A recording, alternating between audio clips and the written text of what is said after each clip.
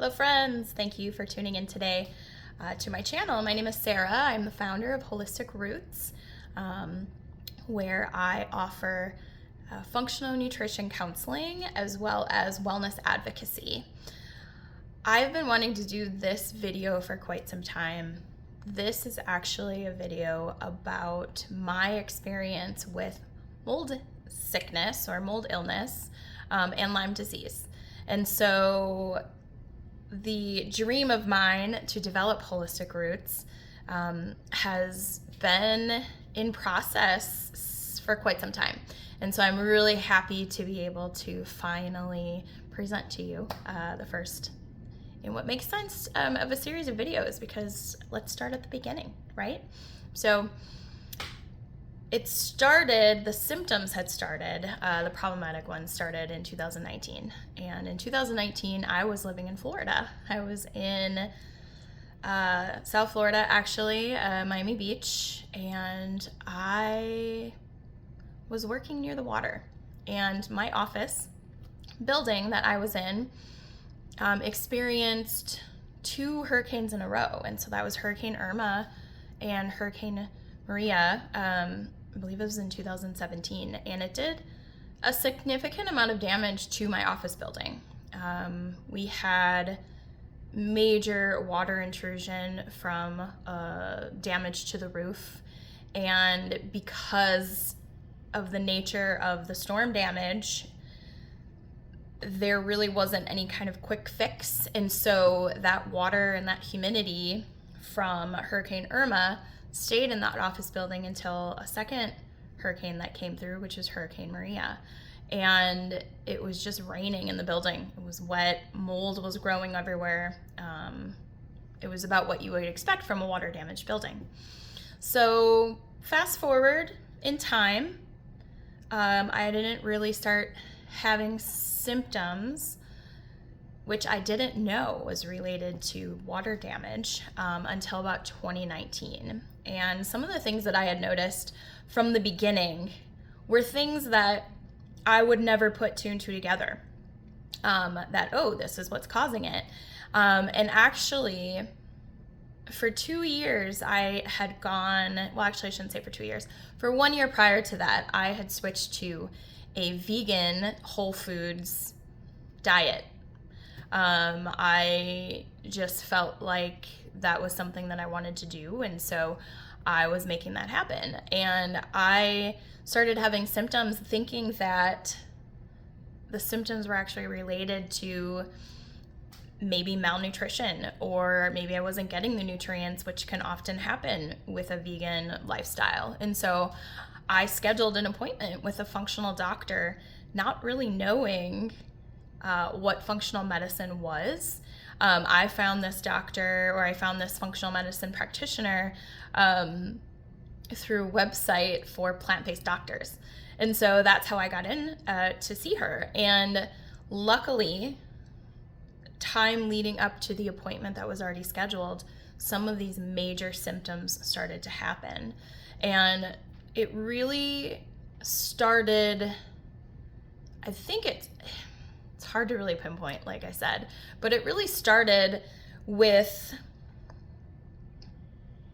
just noticing things in general, like more skin issues. My face was breaking out more. I had eczema on my face. And then the irritability crept up on me, but I was in a high demand job, and I am someone that really wants to do well, and I cared about who I worked for, and I cared about what I did. And so I really gave it everything I had, maybe to my own detriment, because stress management was not something that I was very good at back then. And it started with things like being at the grocery store in my uniform, which means that I have, a little embroidery item on my shirt that says who I work for. But the cashier had said, where do you work? And which should be an easy question to answer, but for some reason that day, words weren't coming to me.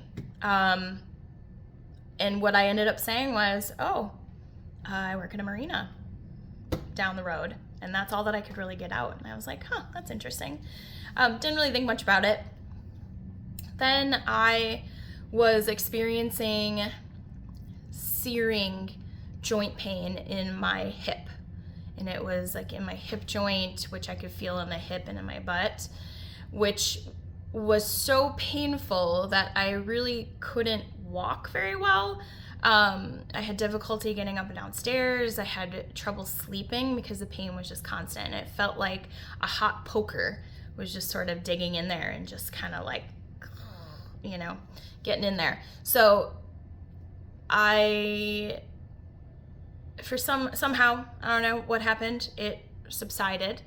And then I noticed that I was really irritable and that I no longer had a filter for the things that were coming out of my mouth. And that is not like me. I am a very even, kind person who, I don't react in that kind of a way. And I found myself getting to that point and I knew that something was off.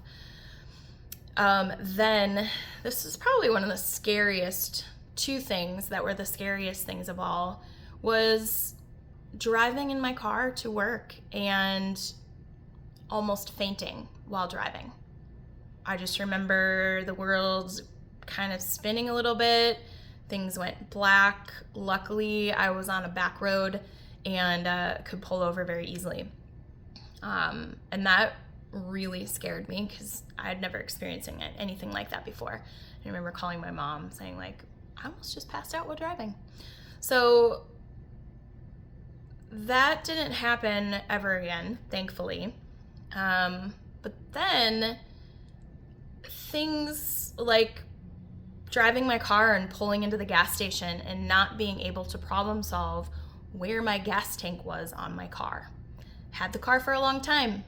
I know where it is. I also know how to look at the little arrow in the gauge so that I could see what side it was on, but it's like I got stuck trying to problem solve, and it was like I knew in my mind that I was supposed to know the answer to this, but I wasn't getting there.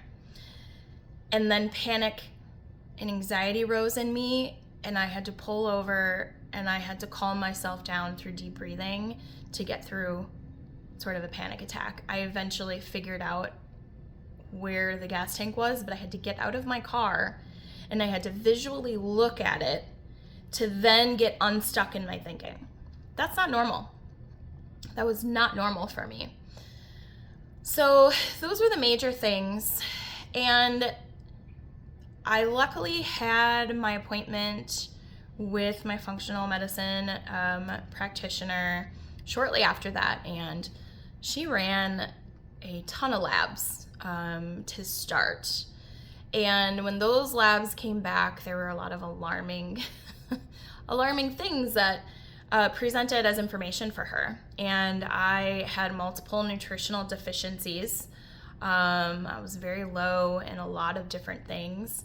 And one of the main things that came back was that my thyroid was under functioning. So it wasn't Hashimoto's, it wasn't the autoimmune version of thyroid, but it was hypothyroid, so an under functioning thyroid, through an extended panel that functional practitioners will use, that's different than what you get in Western medicine. It's an expanded panel of information that gives more of a picture of what's going on inside the body.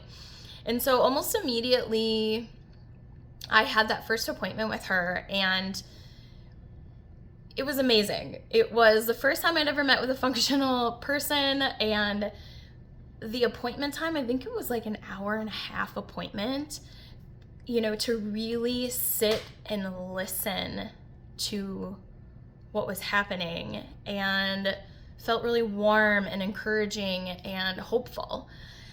And I just left there feeling like, wow, and not only that, but I didn't realize that there were going to be so many actionable steps that I could do almost immediately to make it feel like I had control in a very uncontrollable situation, right? So as soon as I left, less than 24 hours later, she had sent me an email with some different supplements to do, things to support brain health and the thyroid. And so we started almost immediately on that.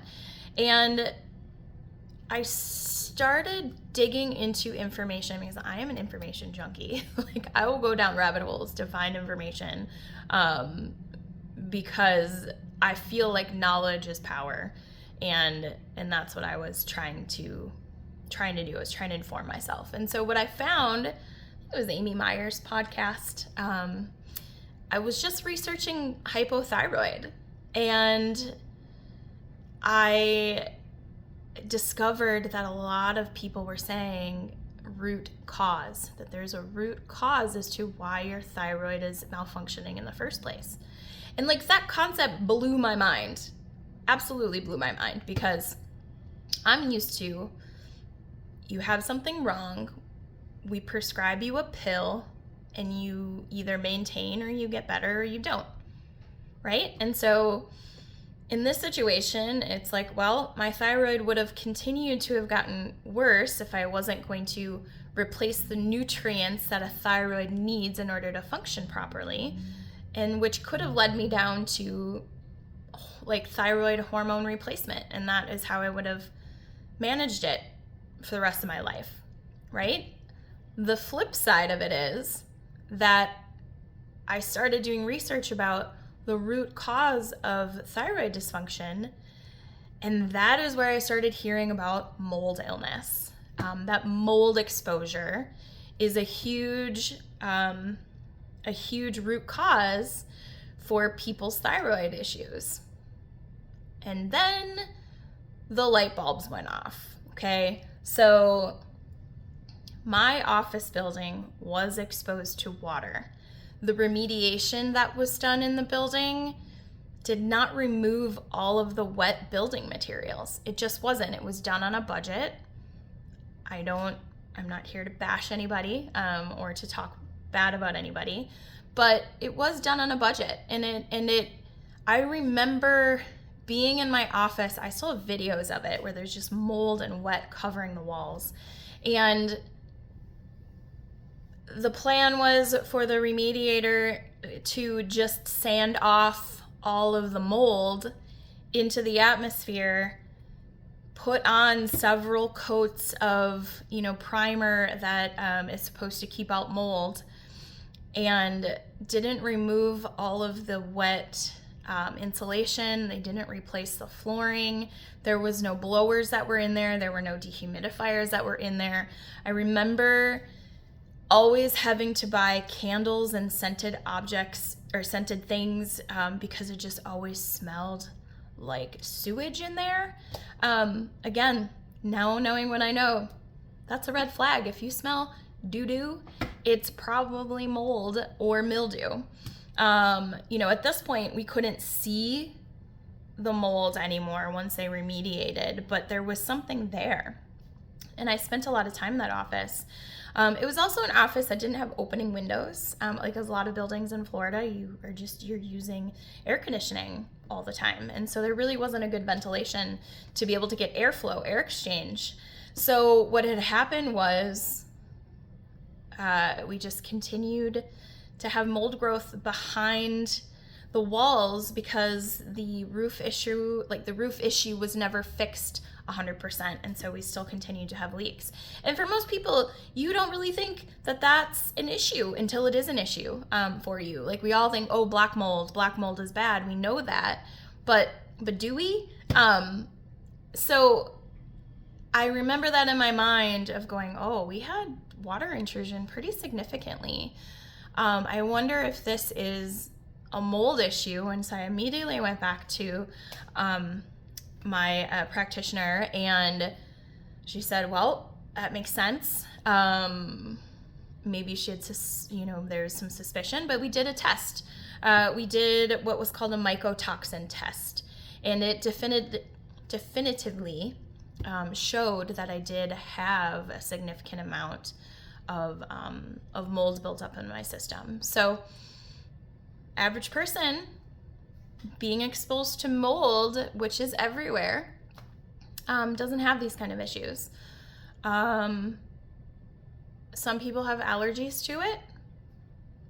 allergies are very different than what I experienced. So come to find out that there's about 25% of the population of people have a problem with their immune system being able to identify the mold and get rid of it out of your body. I was one of those 25% of the people. So what happened is that the mold, let me back up. It's not just the mold that is the problem. It's what the mold consumes. And, when it reproduces, it lets go spores into the atmosphere, which are microscopic and you can't see. And it's the wet building materials that the mold eats. And I can imagine some of you are like, this girl is off her rocker. Like, what is she talking about? Don't worry. I will have more videos to explain more of the science behind it. But for now, I'm just getting my story out there. So hang on.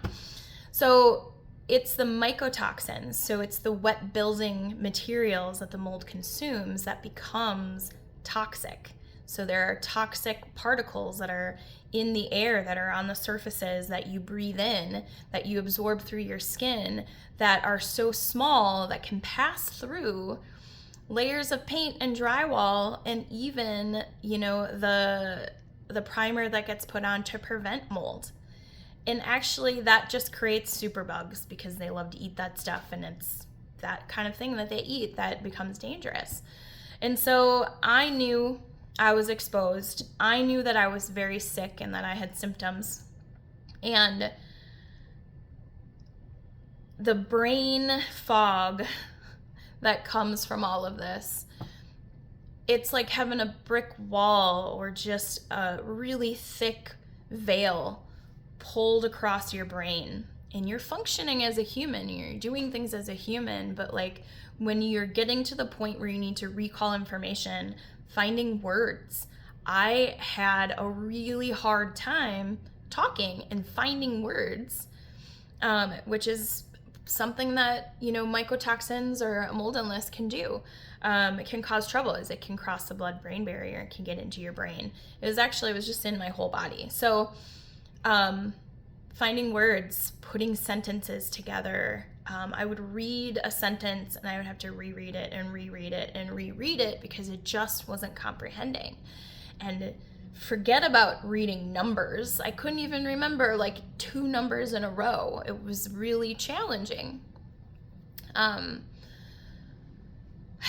So on top of that, and I was in a job where I was the boss lady and I needed to communicate and I needed to sound competent and intelligent and I needed to know what was going on, and my memory was terrible, and it was really rough, and like that there's something happening but you have no idea what to do about it. You're just experiencing it and you're like, this is wild, my brain's not working. On top of being irritable, very moody, a lot of highs and lows, and just the inability to intelligently communicate what was happening to me.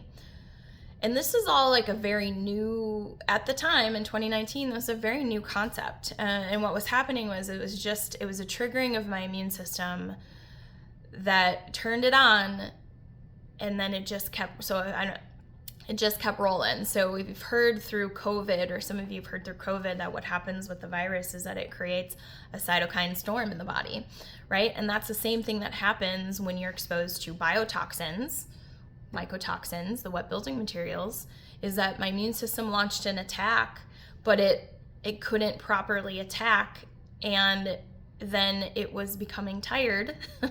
It just wasn't doing the job the way that it needed to. It needed help. So we called in someone to do an air quality test, and the public health nurse that came in said, I've been in enough buildings and I know that there's mold here, but there's different stages that the mold can be in, and sometimes they're dormant. And so while there would still be residue, which is a different test than what public health and what is acknowledged and used in the mainstream, the air quality test came back with not a problem. It showed that there wasn't an issue. And so I was very defeated, but she had said, I know that there's mold in here. I can smell it. and by what you're telling me, So she gave me some alternatives where it would be a more invasive test that had to be done. And so at that point, I did have to file a workers' comp claim because I was sick.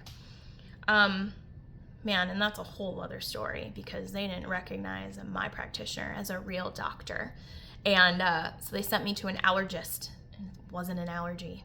It was an immune response, which we have different parts of our immune system that become activated depending on certain things, and it wasn't an allergic reaction. This was a full systemic immune response.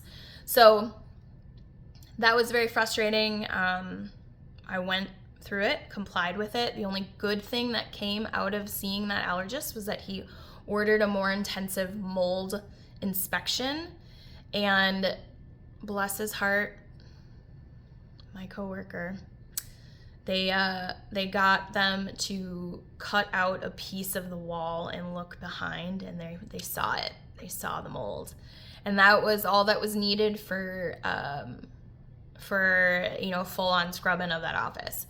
Luckily, my employer believed me enough to say, hey, I'm sick. Here's the evidence to support it. I need to get out of this office. The first step is to remove yourself from the exposure. I was at that point, I was getting lightheaded, again, leading towards fainting. Never got to that point where I almost fainted.